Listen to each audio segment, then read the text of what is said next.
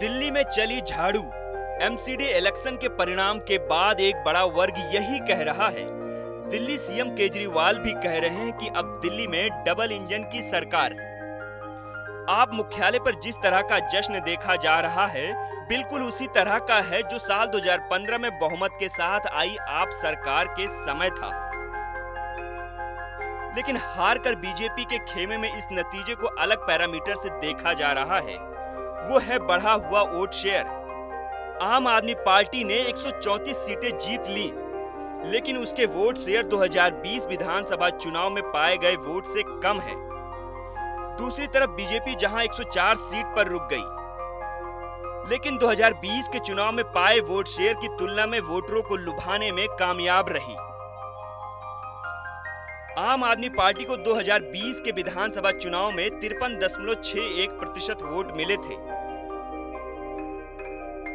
जबकि एमसीडी चुनाव 2022 में उसके वोट शेयर घटकर 42.05% पर आ गए। वहीं बीजेपी के वोट शेयर 2020 में जहां 38.52% थे, वहीं इस चुनाव में बढ़कर 39.09% हो गए हैं।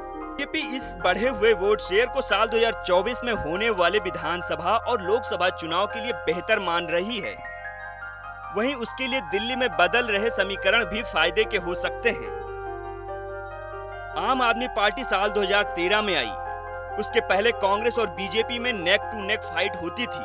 आपका आना और कांग्रेस का जाना साल 2013 में पूरे देश ने देखा। कांग्रेस का पूरा वोट बैंक आप में शिफ्ट हो गया, लेकिन इस चुनाव में कांग्रेस अपने वोट बैंक को थोड़ा सा ही सही वापस लाने में सफल रही। 2020 के चुनाव में कांग्रेस को 4.2% वोट मिले थे।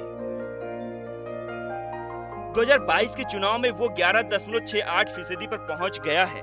इससे साफ दिखता है कि एक फिक्स वोट बैंक पर आप और कांग्रेस हैं, जबकि बीजेपी का जो वोट बैंक था वो लगातार बढ़ रहा है। जिस तरह आपके वोट बैंक गिरे हैं और कांग्रेस के बढ़े हैं, वह 2024 में भी और कैलकुलेटिव हुआ तो बीजेपी के लिए विधानसभा और लोकसभा दोनों ही राहें आसान हो जाएंगी। कैलकुलेशन का ग्राफ तो सामने है, हालांकि रिजल्ट भविष्य के गर्भ में है। वर्तमान में तो सिर्फ 2 ही परिणाम हैं, एक एमसीडी में आपकी जीत और दूसरा एमसीडी में बीजेपी का बढ़ा वोट प्रतिशत।